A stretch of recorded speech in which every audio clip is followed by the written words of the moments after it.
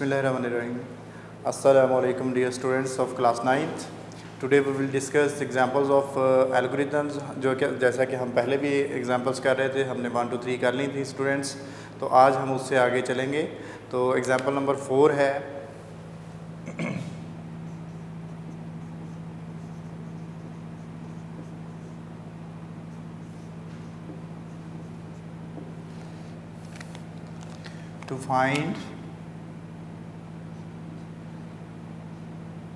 to find the area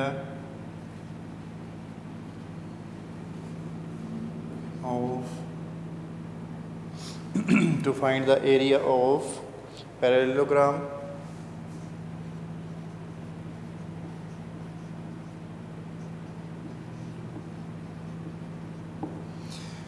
ये students आपका topic आज का पहला हमारा फ्लो चार्ट एल्गोरिथम होगा।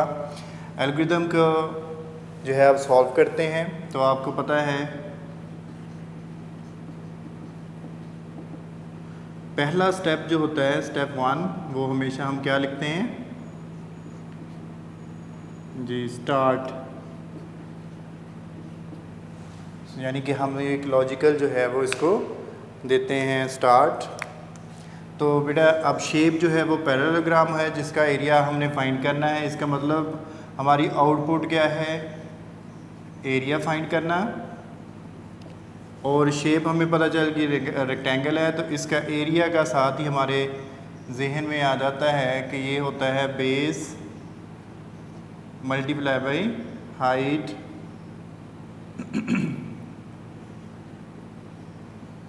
जो आप पैरेललोग्राम होती है इसकी बेस मल्टीप्लाई बाई हाइट जो है इसको हम लोग मल्टीप्लाई करते हैं तो एरिया फाइंड कर लेते हैं। तो स्टूडेंट्स इसका मतलब ये हुआ कि एरिया का डिपेंडेंट ये दो चीज़ों पर है, तो इनकी वैल्यूज़ जो है ये दो वैल्यूज़ हमें लेनी पड़ेंगी, ये दो नंबर्स हमें गेट करने पड़ेंगे। तो स्टूडेंट्स फिर स्टेप 2 पर आ जाते हैं। तो स्टेप 2 कहता है कि अब आप जो है वो इसमें इस प्रॉब्लम को सॉल्व करने के लिए आपने इनपुट करानी है कुछ वैल्यूज़। तो इनपुट नंबर्स कॉमा, अब दो नंबर्स हमने कराने हैं base height, base and height. तो ये दो चीज़ें हमने इसमें से करवा ली स्टूडेंट्स। तो इसके बाद हमने अब इनकी कैलकुलेशन करानी है। तो स्टेप नंबर 3 जो प्रोसेस है उसे शो कराना है, तो हम उसमें सेट करते होते हैं, सेट एरिया टू, हमने एरिया को इक्वल कर दिया यहाँ पर कि set area to base multiply by height. Area को किसके साथ हमने सेट किया है, बेस और मल्टीप्लाई बाई हाइट, ये हमारा जो फॉर्मूला था हमने उसको कर लिया। अब ये जो इसको मल्टीप्लाई करके आंसर होगा वो इस वेरिएबल को असाइन हो चुका है। तो हमने स्टेप 4 के अंदर इसको डिस्प्ले कराना है, तो आउटपुट यूज़ करते होते हैं नोटेशन, आउटपुट एरिया सिंपल लिखेंगे यहाँ पर, आउटपुट एरिया, आउटपुट जो है हमने एरिया कर दिया। अब स्टूडेंट्स इसके बाद हमारा प्रोग्राम जो है वो एंड हो जाता है। स्टेप नंबर 5, स्टेप नंबर 5 में हमने प्रोग्राम को एंड कर देना है। तो इस तरह से ये हमारा प्रोग्राम जो है वो ख़त्म हो जाता है स्टूडेंट्स। तो इसके साथ ही उन्होंने बुक में एक एक्टिविटी दी है, चेंज, उन्होंने कहा है कि change above program algorithm for finding volume of a cylinder and sphere, के सॉरी ये change the above algorithm to for finding the area of triangle, rhombus और ट्रेपेजियम। उन्होंने 3 चीज़ों के लिए कहा है कि इसी जो हमारे पास एरिया हमने एल्गोरिथम बनाया है, इसको 3 चीज़ों के लिए आप जो है मॉडिफाई करें, तो हम देखते हैं, ये बेटा ट्रेपेजियम होती है, ये आपकी ट्रायंगल है।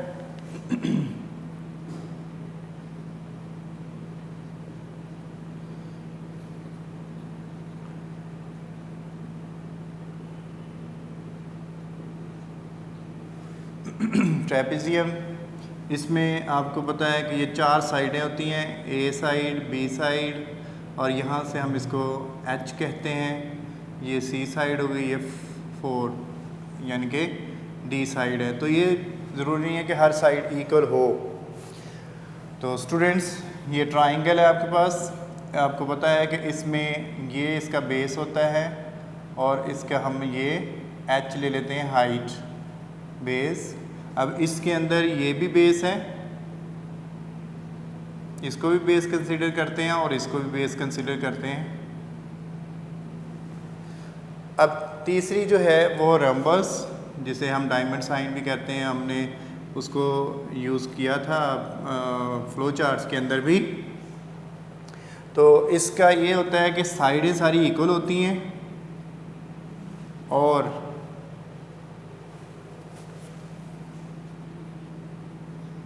एंगल डिफरेंट होते हैं, लेकिन ऑपोजिट एंगल्स, जैसे ये एंगल होगा इक्वल इसके और ये एंगल होगा इसके इक्वल।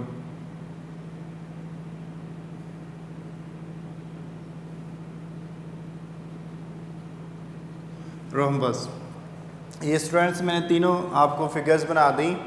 अब हम इनका एरिया लिख लेते हैं ताकि हमारा ये एल्गोरिथम जल्दी से सॉल्व हो जाए। तो पहले ट्रेपेज हम लिखते हैं ट्राइंगल के लिए। तो ट्राइंगल का जो एरिया होता है, हम ये यूज़ कर लेते हैं, area of triangle is AT, मैं यहाँ लिख रहा हूँ area of triangle 1/2 multiply by base multiply by height, ये एरिया ऑफ ट्राइंगल है। तो अब इसमें गौर करें कि इसमें पहले बेस और हाइट लिखा हुआ है। तो ये अगर ट्राइंगल भी फाइंड करनी होगी तो यहाँ पर वो 2 नंबर ही पुट करवाएगा कि बेस और हाइट। अब यहाँ पर फिर ये स्टेप जो है इसका चेंज होगा, अदरवाइज़ और कोई स्टेप नहीं चेंज होगा। तो हमने यहाँ पर क्या लिखना है, set area to 1/2 area to 1/2 base multiply by height. तो स्टूडेंट्स, आपने देखा सिर्फ एक स्टेप चेंज किया हमने, तो इससे एरिया ऑफ ट्राइंगल जो है वो हमें मिल जाता है। तो आप बाकी सारा का सारा वैसे ही लिखेंगे, स्टार्ट, इनपुट, नंबर्स, बेस और हाइट ही उसमें इनपुट करानी है। तो सेट एरिया जो है वो आ गया आपका, सेट एरिया टू 1/2, उसमें बेस मल्टीप्लाई बाई हाइट होता है। तो स्टूडेंट्स, जो एरिया ऑफ ट्रेपेजियम होता है, ट्रेपेजियम ये इक्वल होता है, ये 2 साइडें जो होती हैं, बेस जो होते हैं, इनको प्लस कर लेते हैं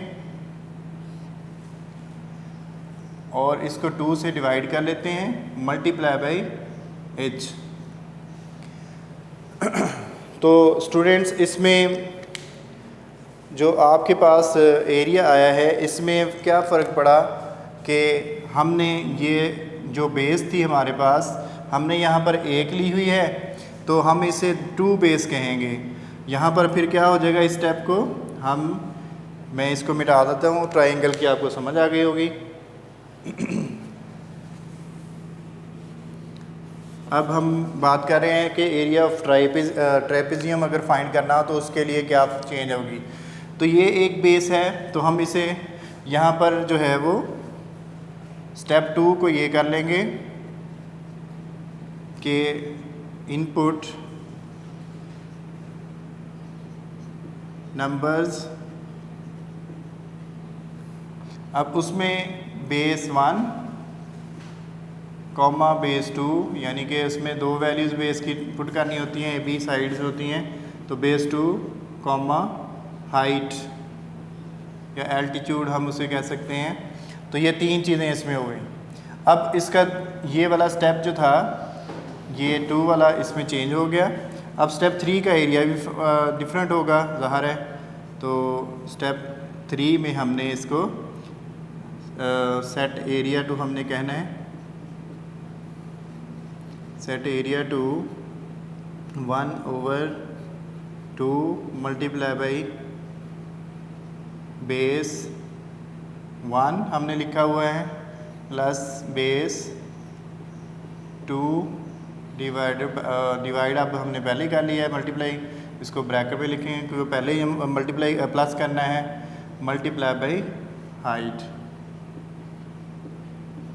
तो इस तरह से ये हो गया। बाकी अब एरिया ज़ाहिर है कि वो वैसे ही का वैसा उसको साइन हो गया, तो ये वो वैसे ही सॉल्व हो जाएगा।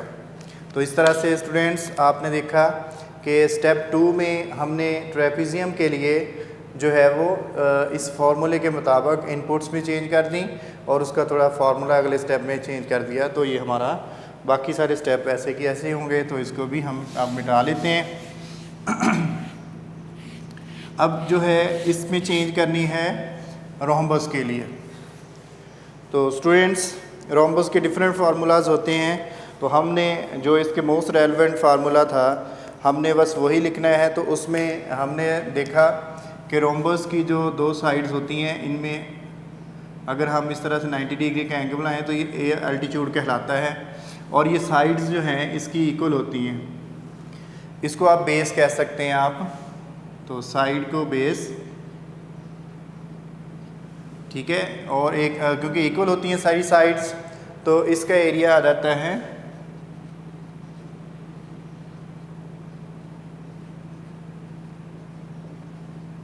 ये इक्वल होता है एल्टीट्यूड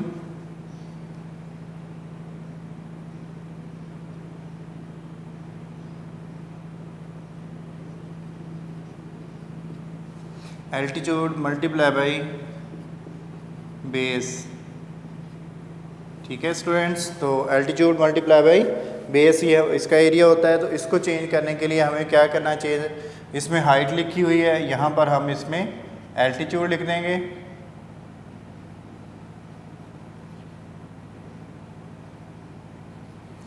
और बेस पहले ही है हमारे पास, तो इसका एरिया फाइंड करते वक्त यहाँ पर भी सिंपल एल्टीट्यूड या हाइट भी उसे कहते होते हैं, लेकिन ये जो है वो नॉर्मल हाइट होती है, तो इसलिए एल्टीट्यूड इसको बोलते हैं। तो इसको set area to base multiply by altitude हो जाएगा। तो इस तरह से एरिया ऑफ रोम्बस जो है उसमें थोड़ी सी तब्दीली करने से वो भी हमें हासिल हो गया। तो ये एक्टिविटी जो है आपकी ये भी सॉल्व हो गई। तो आपने इसके हिसाब से चेंज करके जो मैंने चेंज की हैं इधर आपने उसको पीडीएफ को पॉज करके वहाँ पर उसमें तब्दीलियाँ करके दोबारा से नए जो है वो लिख लीजिएगा।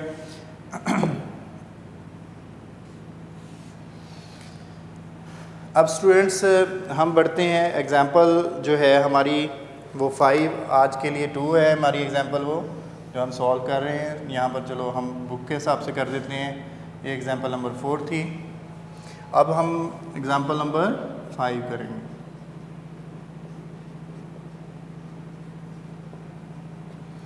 तो स्टूडेंट्स जो एग्ज़ाम्पल नंबर 5 है वो रिक्वायर करती है कि to display the larger one out of 3 given numbers, to display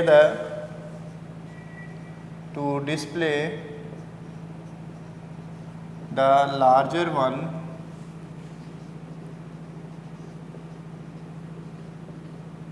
out of 3 given numbers,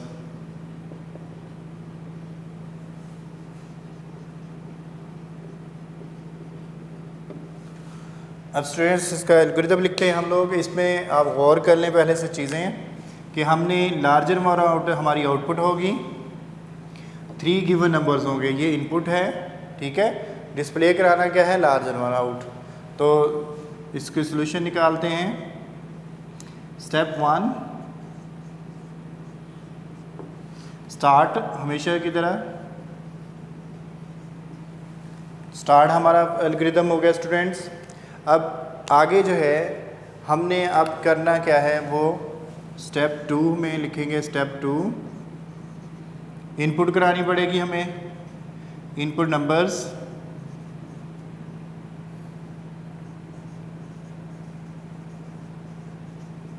अब नंबर्स n0 पहला नंबर हो गया, n1 दूसरा, n2 जो है वो तीसरा नंबर।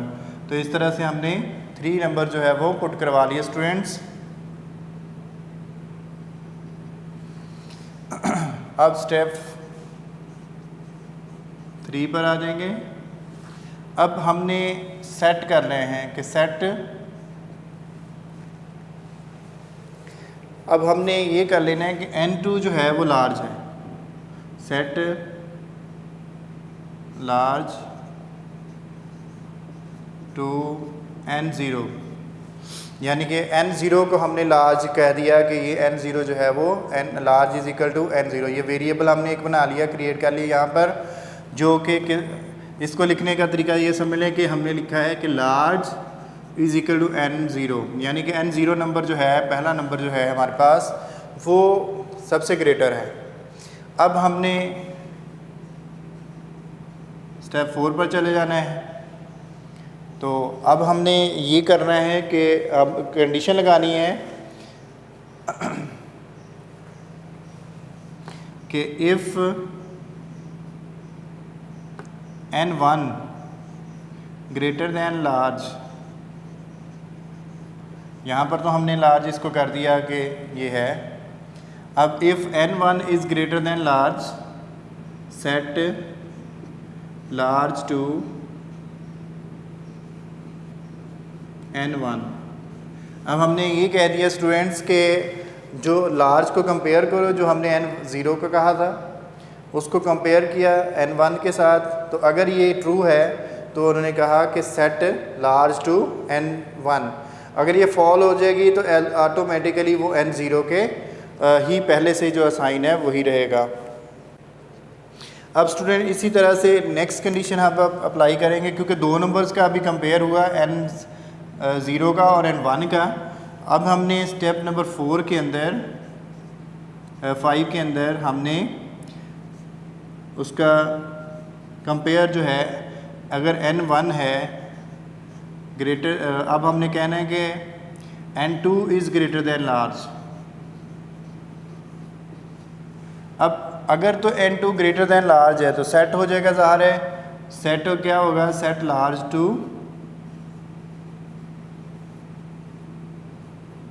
n2। ठीक है, जब ये कंडीशन ट्रू होगी तो ऑटोमेटिकली n2 जो है वो लार्ज जो वेरिएबल है इसको n2 असाइन हो जाएगा। ठीक है, लार्ज वो नंबर असाइन हो जाएगा। तो अगर ये फॉल्स है तो ऑटोमेटिकली, अगर तो ये वाली ट्रू थी तो ये हो जाएगा, उसको कंपेयर करके n2 को यहाँ पर पता चल जाएगा, तो n2 जो है कंपेयर करके आ जाएगा। अगर यहाँ पर लार्ज जो थी वो वैल्यू 0 ही थी असाइन, तो वो उसको जो है ऑटोमेटिकली यहाँ पर जो लार्ज है इसको कंपेयर करके तो n2 से, तो वो 0 ही रह जाएगी। तो इस तरह से ये तीनों जो कंपेयर कर लिया हमने, इसकी एग्जांपल ये समझ लें इधर से कि हमने पहले किया n0 is greater then n1। अब ये ट्रू या फॉल होता था, हमने ये ट्रू भी हो सकता था और फॉल्स भी हो सकता था।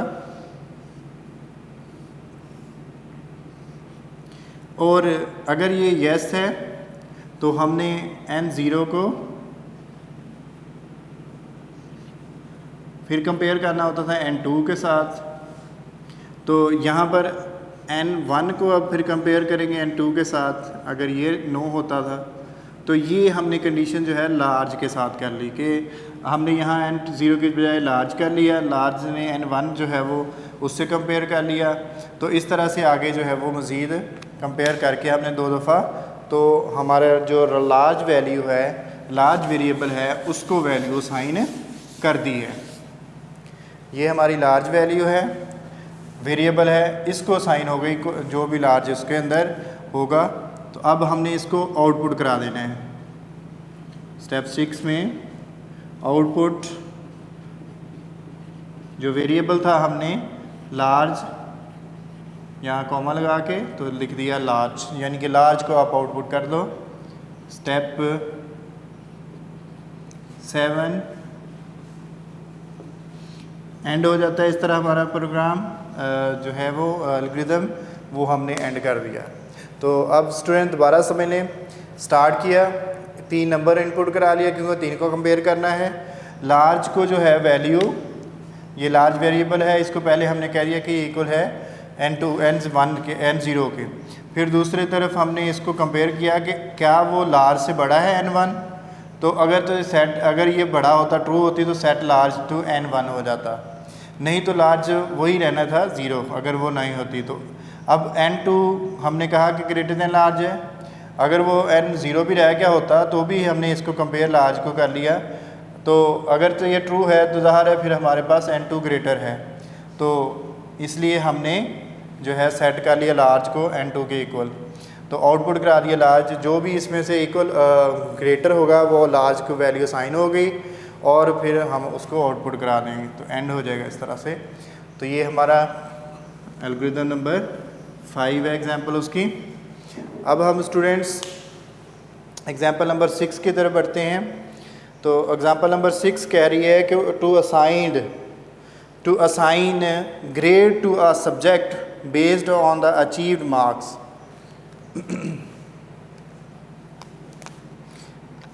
एग्जाम्पल नंबर 6 है।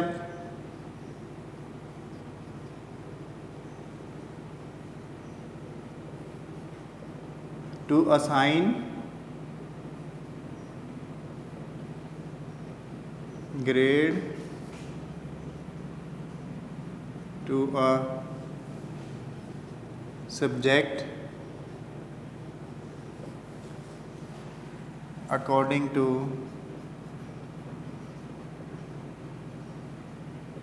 achieved marks।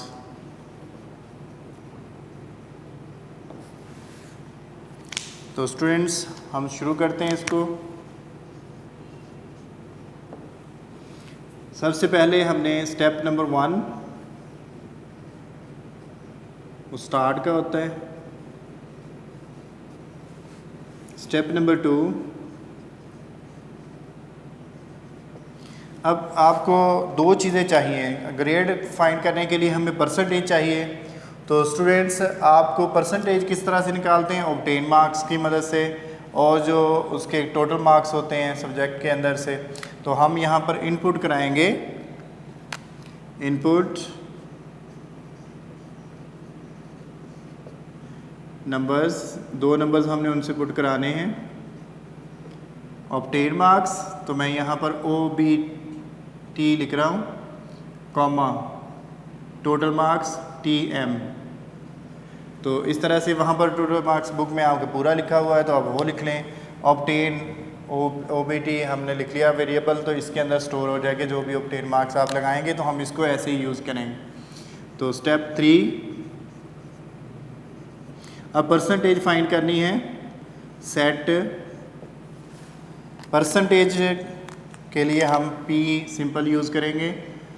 P यूज़ कर लिया, परसेंटेज पूरा लिखने के बजाय कि P को हम सेट कर रहे हैं टू,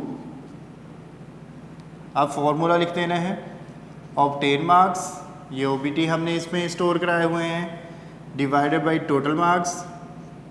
तो इसको हम ऐसे भी कर सकते हैं कि divided by total marks, TM हमने उसमें लिखा हुआ है, तो वहाँ पर टोटल मार्क्स मल्टीप्लाई बाय 100। तो ये इस तरह से परसेंटेज फाइंड कर ली स्टूडेंट्स। तो स्टेप नंबर 4, अब हमने परसेंटेज के अकॉर्डिंग कि अगर इफ़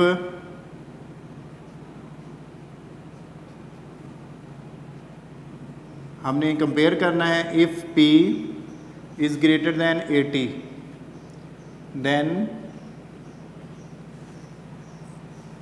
आउटपुट ग्रेड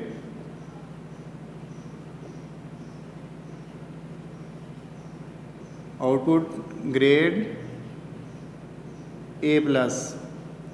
अब अगर तो ये हमारे हो जाता है कि 80 से ग्रेटर देन है परसेंटेज, तो हमारा जो है वो देन आउटपुट क्या हो जाएगी हमारी ग्रेड 1 A+ हो जाएगा।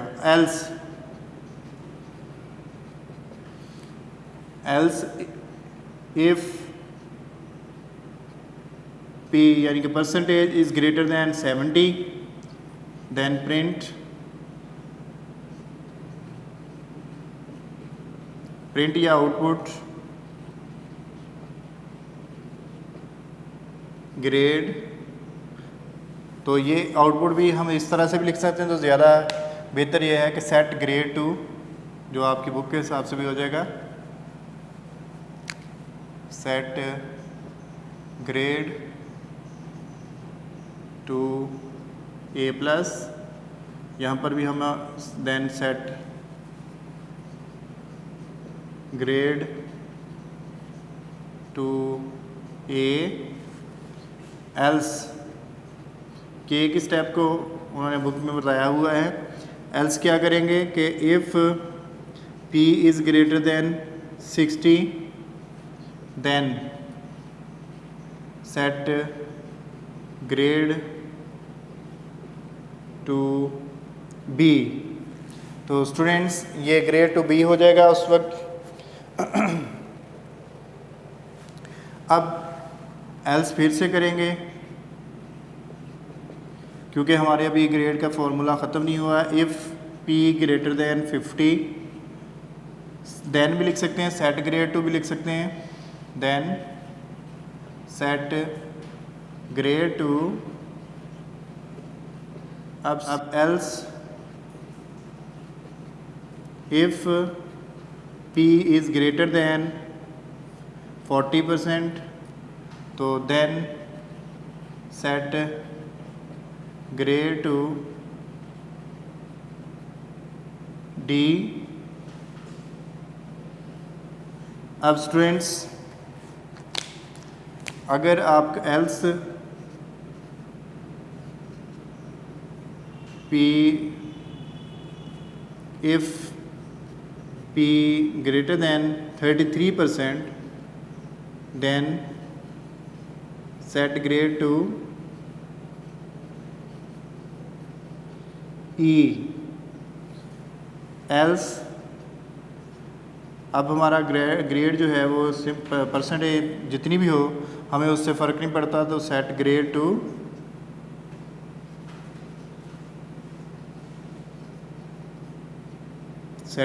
To F। अब स्टेप नंबर 5, आउटपुट ग्रेड को हमने आउटपुट करा देना है स्टूडेंट्स। तो स्टेप नंबर 6 में हमने इसको ख़त्म कर देना है, एंड कर देंगे। इसमें हमारा एल्गोरिथम यहाँ पर एंड हो जाता है। तो ये स्टूडेंट्स आपने देखा, यहाँ पर हमने बुक से थोड़ा सा चेंज किया है। यहाँ पर कि ऑब्टेन मार्क्स उन्होंने पूरा लिखा हुआ है, वो बार बार लिखना मेरे लिए जगह कम थी तो इसलिए भी मुश्किल था। तो आपने ऑब्टेन मार्क्स को देखो लिख लिया, वहाँ पर ऑब्टेन मार्क्स को बार बार यूज़ किया, आगे यूज़ किया है, तो हमने इसको OBT जो वेरिएबल यहाँ पर यूज़ किया था वही आगे भी यूज़ किया है। इसी तरह टोटल मार्क्स के लिए हमने TM लिख लिया। अब उसके बाद हमने P, वहाँ पर पूरा परसेंटेज लिखा हुआ है, आपने P भी लिख सकते हैं इसको, तो इसमें भी कोई इशू नहीं होगा। तो स्टूडेंट्स आज का लेक्चर यहाँ पर हम ख़त्म करते हैं। इंशाल्लाह नेक्स्ट लेक्चर में जो रिमेनिंग एग्जांपल्स हैं हम उसको डिस्कस करेंगे। तब तक के लिए अल्लाह हाफ़िज़, अपना ख्याल रखिएगा।